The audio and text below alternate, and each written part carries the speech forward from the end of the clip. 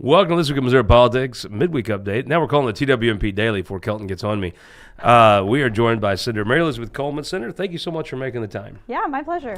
Well, you're in the news this week. You've made the announcement. You've decided not to seek re-election next year. I know that had to be something you struggled with and wrestled with for a while. Take folks inside of the decision that you made to finish this term, but then to not seek re-election next summer.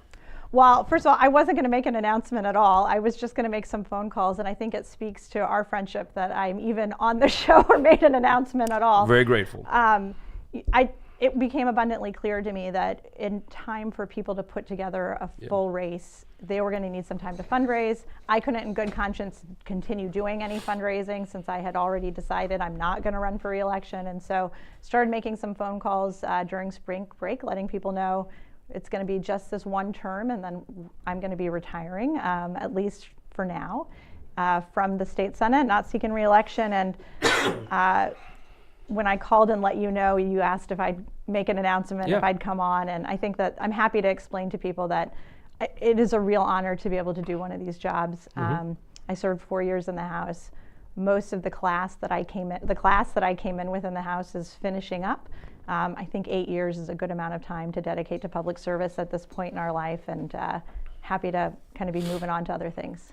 Well, you know, it is an interesting thing. You're very talented at this. You've definitely left a mark on different parts of public policy in the state. But really, even people watching this that are involved in politics, they write a check, they go to meetings, they knock doors for candidates.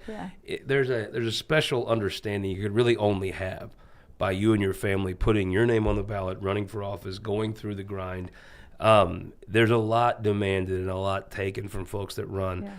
You do have to show. Also, I think folks like Jake that broke the story, I think if you didn't raise any money this summer, people would start to get the hint. But now folks can run and they don't have to play coy. They can ask folks to support them for an open seat. I thought it was an admirable thing to let folks have that time. Well, and you know, we have seen a number of senators make this announcement after just serving for one term, moving on to other things, not doing anything.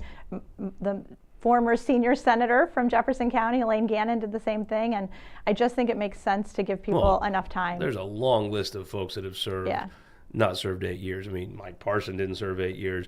Elaine Gannon, John Lamping, Jim Lemke. There's a ton of folks that have served a term in the Senate and did very good work. For a term. And you signed up for 4 years. That's my next question.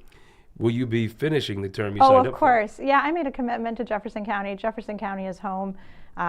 My kids are the 9th generation in Jefferson County, and you'll still see me at Fish Fries in the area and doing town halls, and you can sign up for my newsletter and find out about what's going on in Jeff City. We're going to finish strong. I made a commitment to the people of Jefferson County. A town hall seems like an invitation to every freak within driving distance to come and whine and bitch. Well, listen, I think that that's part of the job. If people feel like they really? need, I think really town halls do. are idiotic. Well, fair enough, but I think the seat doesn't belong to any one of us. It belongs to the people, and giving people a chance to kind of chat and talk to people and hear firsthand what's going on, I'm really in favor of. I totally disagree with you. I think at a fish fry... You're often wrong, Scott, so I'm not surprised. I'm often wrong. That should make you feel better that I totally disagree with you. I think it's better at a fish fry to let people come up to you there. The problem is at the fish fry, I've got the kids. I'm trying to open, drinks and ketchup packets, and trying to tell people, no, you can't eat the dessert until you finish eating your cod. And I watched there's Claire a lot going on. McCaskill do a town hall meeting one time after she was going to vote for Obamacare, right? Yeah. She come to Poplar Bluff, did a town hall. Everybody said that's a bad idea. She kind of knew that. I watch Ann Wagner. They always complain, do a town hall, and she's like, she does. I mean, no. She I'm not doing it. No, but she is in the district all the time. She's meeting with business owners. Yeah. I'm just saying, though, I just think some of these town halls have become a thing. And now it's mostly, it started off a Republican thing to go catch a Democrat and throw a big wine fit. Oh, we taught them well, apparently. It's definitely become a Democrat thing to where any Republican that's a town hall, wine, complain. And I actually think a town hall is the biggest waste of time because that's okay. It is what it is. Well, and I'm probably wrong. You have a different situation than some folks. You have, 5? No, we have 6. 6 kids at home? We have 6 kids. Well, 5 at home now. We've got one who's gone to college. Yeah. We've got another one who's launching this year. I will say this has been an incredible opportunity. And I think that you can do it with young kids at home. I think it's hard. I think you have to have a real supportive spouse. Chris is. Well, I think you've done it well, but it is Yeah. tough. There's a difference in. You take Lincoln Huff. He's got 2 boys at home. He has a different experience than Mike Serpoy has. Yeah, that's right. You have a different experience than those 2, and it does create. I think I've watched you personally. I think it creates some challenges that makes this a bigger sacrifice. Let's say Cindy O'Loughlin, whose kids are grown and out of the house. Yeah. There is a different sacrifice. Well, and there's kind of a phase of life, I think, when kids are, obviously when they're babies, they're very intense, labor intensive in some ways. And then, kind of early elementary school to middle school, the golden years, kids are kind of shelf stable in some ways, right? Like they're able to go to school, their routines are pretty set. Once you've got teenagers, they're busy in just the same way as really young adults are in some ways, and they want to talk to you at 10:45 or in the middle of the night, the way that a baby, when they cry in the middle of the night, they need you. And it is hard when you're driving back and forth. My rule has always been, if I can see the little kiddos in our family, they get up still at 5:30 or 6 in the morning, and so if I'm going to be home for them when they wake up and I can eat breakfast with them before I have a meeting, then I'll drive home. Or if I'm going to be home before midnight, so that if the teenagers, when they get home from work or home from their after school activities, their late night jobs washing dishes, then I do that too. And it is a little bit labor intensive. It's not like your husband works at Walmart either. No. He's a very successful CPA with a very large firm in St. Louis. I mean, I have seen that creates, he's very successful, which creates opportunities to help do things. But at the same time, I mean, he's busy too. I mean, you have a very dynamic family. I've seen it firsthand. Yeah, his spring is also his busy season. That's right. I didn't think about that. It's, I think, why you don't see that many CPAs in the legislature. No, it's hard to do. It's hard to get people's taxes in on time if they're also, their wives are working or they're working. Denny Hoskins, CPA, was in the legislature. Yeah, but I don't know. Was he practicing when he was? I think he was doing it I don't think he was just doing tax returns, right? Maybe I think he was had an auditor? I think he had some different duties. I don't know for sure. But also, you don't see a lot of CPA spouses in the legislature, probably for the same reason. Well, because like David they're busy. Gregory, he's a CPA too, but I think he practices law more. I think David's a lawyer who has a CPA degree, right? Fair enough. Want to also take a minute, thank a good friend of ours, Creepers and Copers. John Combest's latest book. I haven't read the new one. It is hilarious. Honestly, it's written to give women advice on how to deal with men. From John Combest? Exactly. But the truth is, I think John texted me that he was going to watch. So, John, that was not a knock on you. It kind of felt like a knock, John. I'm not going to lie to you. I actually thought it was hilarious. To me, John's sense of humor is right in line with mine. So I could just talk to John and crack up laughing. Okay, I just opened this randomly. Here's the line. It's got so many Easter eggs. When a creeper is part of your social circle, a man of equal or higher status in the group may be leveraged to dissuade intrusive behavior. See? It's so common sense. That feels fairly I've never been obvious. a woman trying to sort through different men and decide they're creepers or copers or whatever. But I know What is that a book coper? is hilarious. Well, he explains it. It's kind of like, can I say cuck? Is that what we're talking about here? Weak, kind of effeminate, whatever. I don't know how you're supposed to say it. Okay. But the creepers is very self-explanatory. But truthfully, buy the book because if you're a woman, it does give you an interesting perspective. But really, buy the book because it's funny as hell. I hope it's supposed to be funny because I thought I've got more. Yes, I bought 5 of them. Fantastic. John, my gift to you. John, I'll read it and put a review up on Twitter. John, I'll sign it for you. I have a background in forgery, but I'll tell her about why you shouldn't. Why that was a knock, even though she said it wasn't. Got to thank my buddies at the Brewers and Maltsters, and in St. Louis sending me this stein. Thank you all very much. 60th anniversary down at the brewery. Thank you very much, guys. Anything you said, I enjoy your product. I'm still a Bud Light man. Thank you all. Also, shout out to the folks in the great Northwest that United Fiber lets us bring you the show each week. Also, if you're bringing your family into town, which to you is a big family, you need a big hotel room. Where do you sit? Where do you put the family up at? I think that the Marriott is the place to go and Jeff if you love your family. If you don't like your family that much, you'd go somewhere else. And if you want your family, if you're seeking to break up with someone, or you're seeking distance, or you're seeking them to never come back to Jeff City, send them to Capitol Plaza. It's a very easy thing to sell. I'm always surprised by the number of people who stay at other hotels. John told me I could say cuck. That was I got chime in from John. Thank you. Cuck was an appropriate synonym. I see. Okay. For copers. Yeah. Let's go back to this. I feel like that obviously you're very talented. You flipped the seat when you ran for the House from blue to red. And I think more importantly, took it off the map. So when I left the seat, it wasn't contested. It was no longer a contested seat. And I think for me, that's the thing that I was most proud of. Poor Mike Rivas. What a nice guy. A really nice man. You just beat the shit out of him. Well, I thought I could do a better job, and I could. It helps when you're in the supermajority. That makes it a little easier. So then you won a very competitive state senate race. Yeah. And you've served here. It feels like to me, we all have seasons in our life. Yeah. And I always think it's a little bit, I don't know what the right word is for it, but it almost like people expect more out of folks than they signed up for. You signed up to run for a state rep.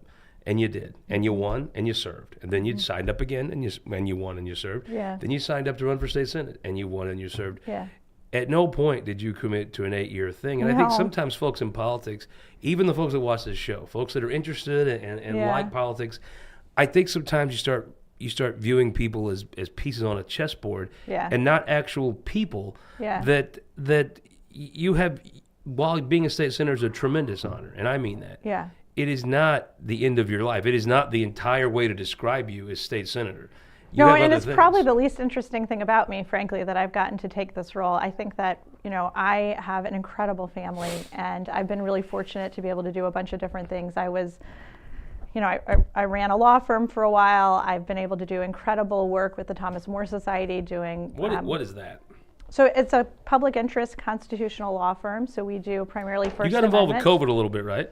Yeah, that's right. I mean, we sued... As in, tell them to knock it off. Yeah, we successfully sued Sam Page as well as the health department in Jefferson County, having them get rid of their overreach, frankly, and just this idea that bureaucrats can do whatever they want. I feel so sorry for them city people walking around them. To this day, you'll see city people. I went to Washington. People wearing masks. Yeah, still. I did my once-a-decade trip to Washington, D.C., and them poor folks were walking around with their masks on. Yeah. They just, actually, speaking of John, John will every couple times a year, really it's been a while, to be honest with you, he'll write a piece for the Missouri Times, usually like a multi-part piece, and you're very funny, I think. Maybe they're not funny, and John and I just have a bad sense of humor, but I think they're funny. I always enjoy them. And he talked about how they can't let go of COVID.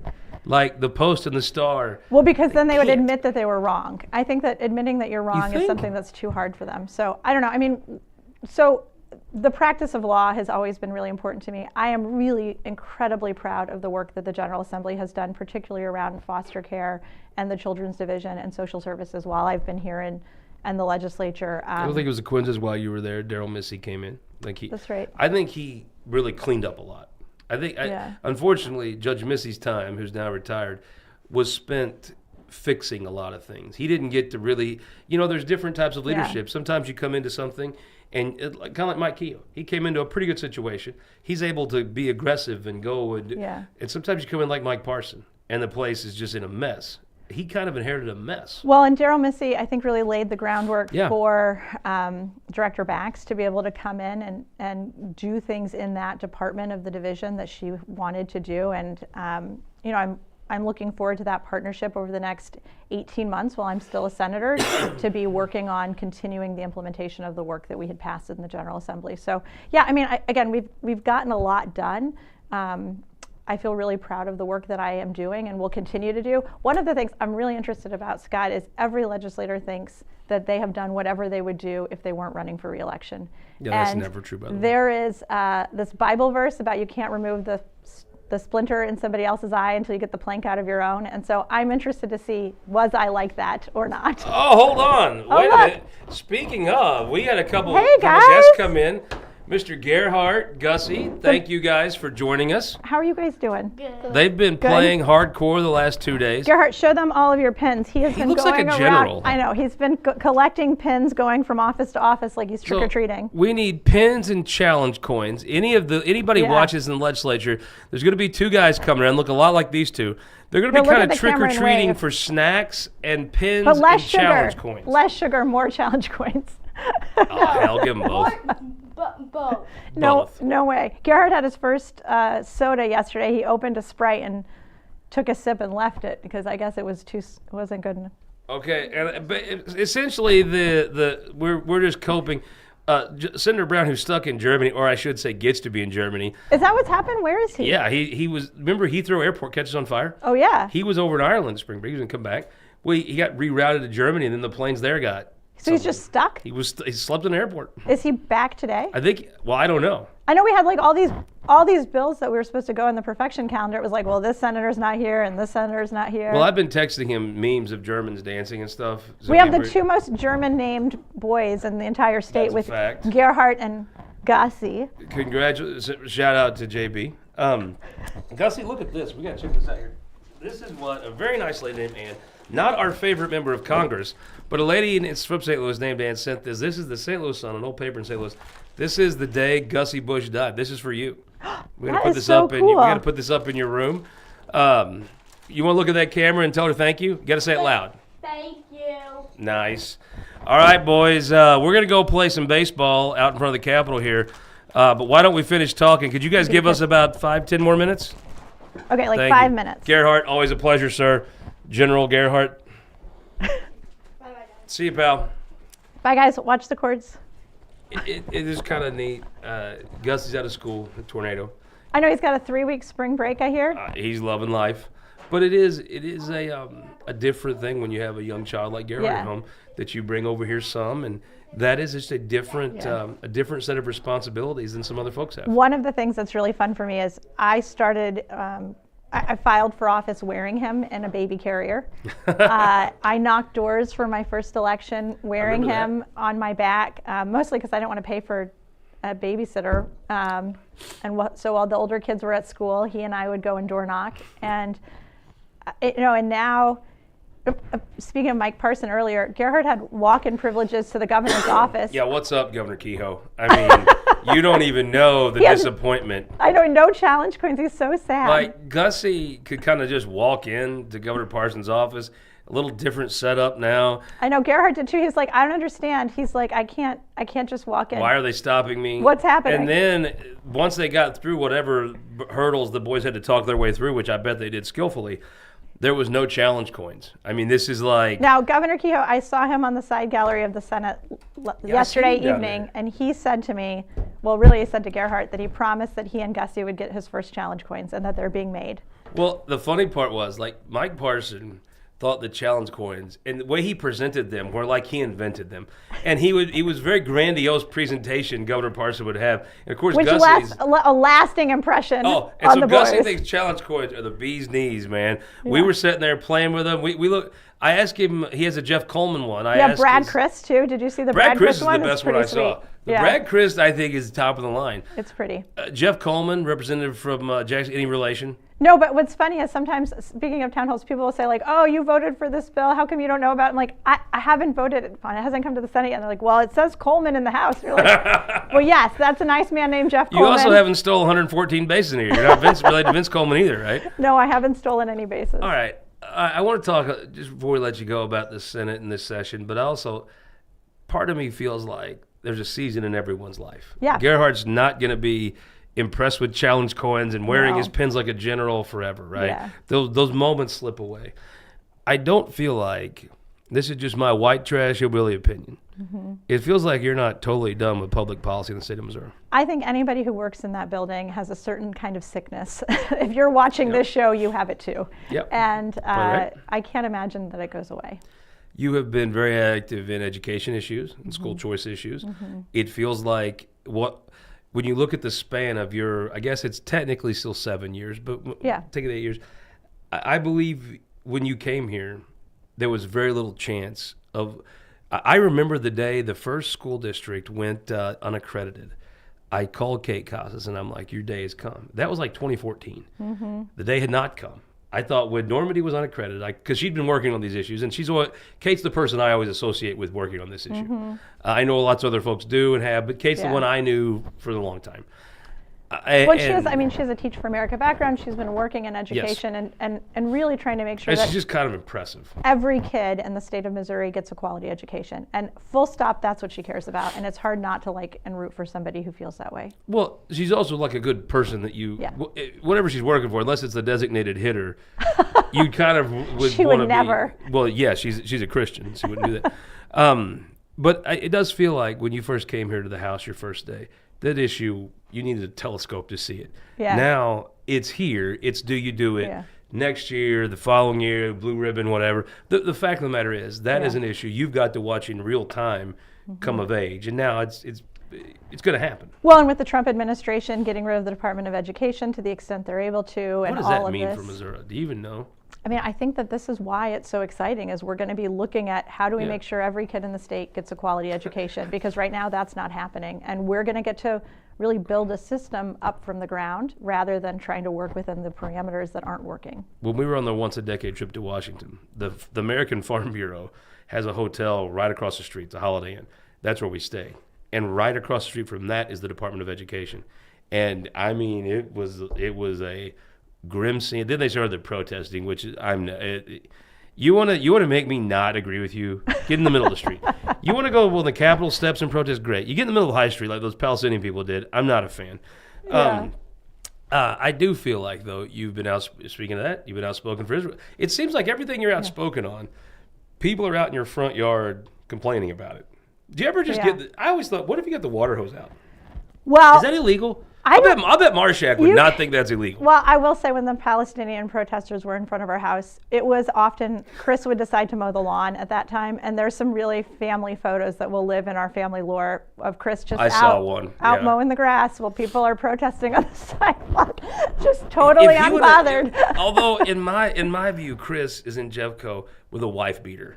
No. It's we call it the dad uniform. It's a white undershirt and khaki shorts and the dad shoes. I just think the wife beater, the tank top would have been I can't imagine Chris Coleman in a tank top. Sun's out, guns out, right? The Palestinians might have been taken aback by that gun show and scurried off back to Lebanon or wherever. It was too much for them to handle. He's too handsome, I guess. There you go.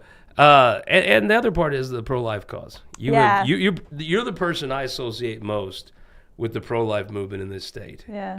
It feels like, especially now, with work to be done, I think, on that, it doesn't strike me that you're going to let that fight go without being involved somehow. No, and I don't know that we're going to get through this session or even next session without, my commitment is to make sure that people have an opportunity to vote on this issue again. I think whether you're pro-life or pro-choice, you think you were sold a bill of goods on Amendment 3. And I don't think anybody thought they were getting rid of health and safety regulations. And it is a total disaster for the state. But even apart from that... Can I give you my thought, though? I feel like the people of the state are watching a tennis match. I think the bill you authored, I think it might have been a little further out than where the public was. Well, listen, I am more IP pro-life. is further out from where the people are. So it's like they watch this, they watch this. I think if you come up with something reasonable, you have a very good chance of passing it. Well, in my opinion, I just, again, I know I probably have a minority view on this. I think every life is sacred. But can you pass that?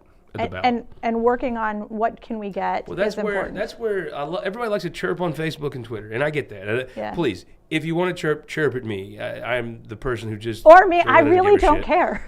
I once a month I will respond to one, and it's funny and I like it, but it's like chirp at me. Chirp at me as opposed to somebody that gives a shit. I do think it's in for a policymaker though. You've got to sit and decide. Okay. You have to be realistic. Politics is the art of the real, and we can't do things that are not going to be possible. I don't know what the future of that movement is, but I guarantee you that we're not going to. Look, after last session, you earned the respect of so many of your colleagues. Well, I don't think if this results in a PQ, I firmly and if anybody watches the Missouri State Senate firsthand in the room more than me, I want to meet them because I ain't seen them around there. I firmly believe you have a lot of senators who don't like PQs. They don't want to sign them. They want to be real senators. If it has to end in a PQ to get this on the ballot, I don't think they would do that without your actions last year and your respect for the Senate and your relationships. You're going to have to sign off on whatever moves forward here. When you're in that room, when you're sitting in your office thinking about this, to me, you're going to have to allow some. I personally think it's a real travesty what's happened in our state. I think the fact that we're the most pro-abortion jurisdiction on the planet, not just America, the planet, I think is a shameful thing. I just feel like policymakers are going to have to decide, okay, the people of this state they'll go along with this, but this is going to make it harder. How do you approach those decisions? Well, okay, so the thing is that the real travesty of Amendment 3 is whether you care about abortion as your top issue like I do or not, it far exceeds just that. It is about all reproductive health care. But you're going to have to put something on the ballot yourself. I will, but my point is to say, getting rid of parental protection so that you can't be in a room with your daughter when she's having a conversation about birth control and she's 14 with her doctor.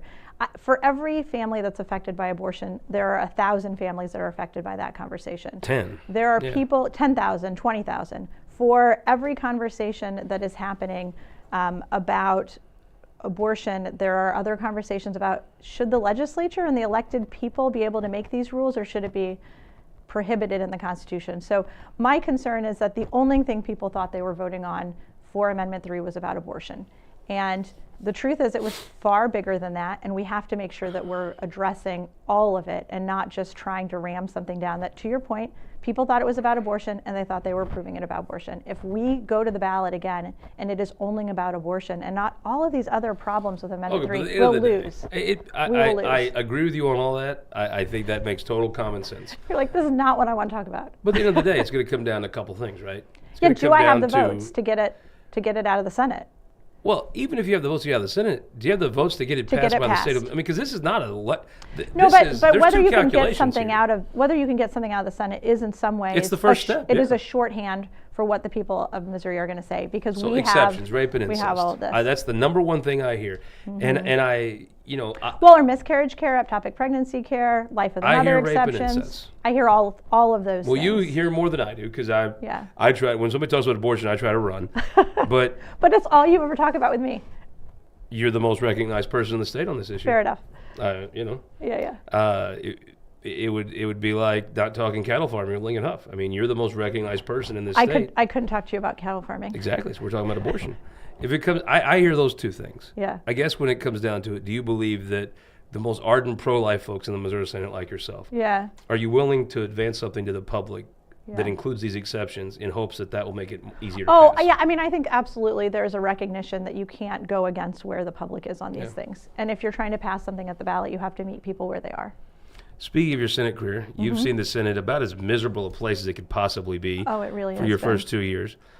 This year, it's tough. It should be tough to pass things. It should be tough to change laws that the whole state has to go by. It feels like it's a little better. I do think it's better. I also think there's a lot of PTSD from the past 2 years. And so while there is a functioning chamber, and a lot of credit has to go to Cindy O'Loughlin and Tony Luchtemeier for that, there is an underlying tension and simmer where everybody's wondering, are we actually functioning? Are we going to keep doing this? Are we not going to keep doing this? And I think the sophomore class, your class in the Senate, played a role in saying, we've seen that. We don't want that. I also think you handed some of your freshmen came in and was like, what is your problem? We came in together, I will say this too, and we've had class dinners from the beginning. And I mean, not just the Republicans, but we included Tracy too.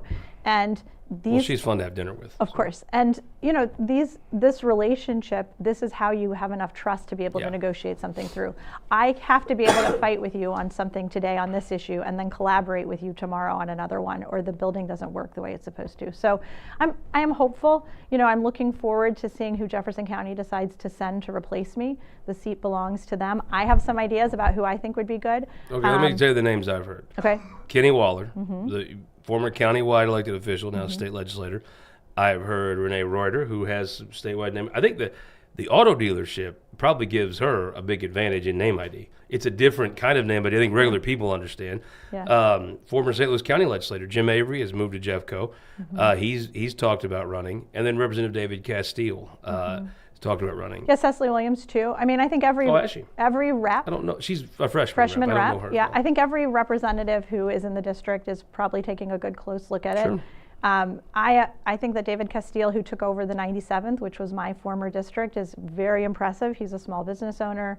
He's a guy who has an incredible personal I story. like business folks. Yeah, he's just a very, very smart, very pragmatic, hardworking guy. So I'm looking forward to seeing as he's taken a look at the seat as well. But it was really important to me to give people enough time to evaluate, is this the right time for their family? Is it the right time for them? And to build a campaign. Because it is like building a small business. Yeah. A campaign is a temporary business that you're setting up. And it's it's a lot of hard. work. It's a lot I of watch work. people in the media. I watch people in the social media chirp about it. It's hard. If it was easier, they'd do it. It's a lot of work. When's the last time you saw journalists get elected much? They don't, because it's very hard. They Yeah. say it's easy, and they give lampoon folks for it. Yeah. But it's I very, see people very go hard the to run. other way, go into things after, become social media influencers or whatever, but not many. I don't know. I guess probably Congressman Alford is the only one who's gone the other way. But Recently, yeah. he's an impressive guy. This so, state has a history of electing newspaper publishers, just not in the last 50, 60 years. Yeah. There might be a reason for that. Yeah. Okay, we told the boys 5 or 10 minutes about 10 minutes ago. What do you Well, think? Gussie's used to having the 5-minute rule be 15, but I do see your point. Thank you so much for joining us. I appreciate it. I think I speak for everybody that's actually worked with you in saying they wish you the absolute best in Thank what you you. do next. And I'm very interested to see what you do in the last part of this session and next session without the burden of having to run for election. I mean, you look at Mike Sarapoy, he's a freed man. He has the same amount of time you have, and he passed his big piece of legislation Yeah. before spring break. He kind of gets to be the Wild West. It's going to be fun watching yourself and folks like him finish out what is a much more professional, I think, better session for the people of Missouri this year. Yeah, absolutely. Thank you so much for the time. We appreciate it. Thank you. We appreciate you joining us. We'll be back here tomorrow. I don't exactly know who will be back here with. Maybe talking a little tip sheet action. And then I think Jake will be back Thursday for TWMP Daily. Thanks for joining us.